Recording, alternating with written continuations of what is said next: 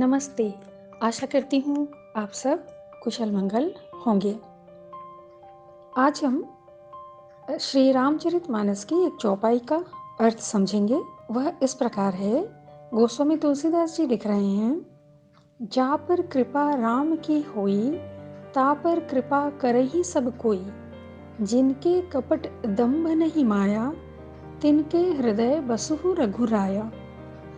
वैसे नियम अनुसार तो पहले प्रथम लाइन का अर्थ हमें समझना चाहिए, फिर द्वितीय लाइन का अर्थ हम समझेंगे, परंतु मैं यहाँ पर पहले आपको द्वितीय लाइन का अर्थ समझा रही हूँ, तब अच्छी तरीके से समझ में आएगा, ऐसा मेरा मानना है।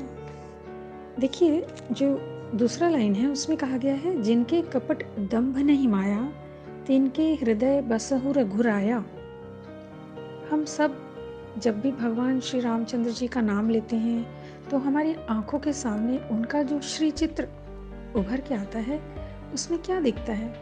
उससे यही झलकता है कि वे कितने सीधे साधे पुरुषोत्तम श्री राम थे और उनकी एक छवि जो है इतनी चित्ताकर्षक कि उन्हें बस ईश्वर के रूप में मानना हमारे लिए एक सौभाग्य की बात है। इतना निर्मल चेहरा उनका, इतना शांतिदायक व्यक्तित्व उनका। तो यहाँ पर तुलसीदास जी यह कह रहे हैं कि जिस व्यक्ति के हृदय में किसी भी प्रकार की कोई कपट नहीं होगी, वह सरल व्यक्तित्व का होगा, सरल मन का होगा।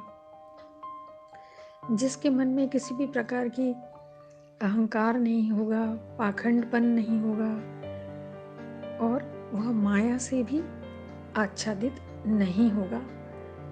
थोड़ा बहुत माया तो रहना चाहिए संसारिक लोगों में, परंतु जो बहुत ज़्यादा माया से अभिभूत होते हैं तो वह बहुत कष्टकर होता है। तो माया से भी जो दूर रहे, ऐसे निष्कपट, निश्चल और सात्विक लोग के हृदय में भगवान श्री रघुनाथ जी का वास होता है। देखिए कितना सुंदर तरीके से समझाया गया है कि जिस तरह भगवान श्री राम जी हैं, वैसे ही वे उन लोगों का हृदय ढूंढते हैं जिनका मन भी सुंदर है, निश्चल, निष्कपट है, सीधा साधा भोला भाला है। तो ऐसे लोगों के हृदय में ही भगवान श्री राम रहना पसंद करते हैं और उन पर भगवान श्री राम की विशेष कृपा होती है।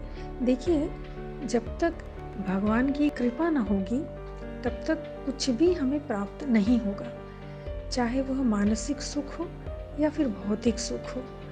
हमको अगर कुछ भी नहीं चाहिए, अगर हम ईश्वर से प्रेम करते हैं तो हमको उनके अनुसार ही चलना होगा। जैसे वे थे सरल सादे, वैसे ही हमारे अपने मन को भी बनाना होगा, तब जाके कहीं भगवान श्री राम की कृपा उस व्यक्ति पर बनती है। अब हम पहली जो लाइन है उसका अर्थ समझेंगे। जा पर कृपा राम की हुई, ता पर कृपा करे ही सब कोई। अर्थात जिस व्यक्ति पर, जिस साधक पर, जिस भक्त पर भगवान श्री राम की विशेष कृपा हो जाती है, उनका आशीर्वाद उसे मिल जाता है, तो ऐसे व्यक्ति पर प्रत्येक की कृपा बनी रहती है। अब यह सबकी कृपा या प्रत्येक की कृपा क्या है? वह यह है कि हम साधारण मनुष्य हमेशा नवग्रह से घिरे रहते हैं, हमारे ऊपर ग्रह नक्षत्रों की जो मार है वो भी पड़ती रहती है, कभी अच्छाई है तो कभी बुराई है।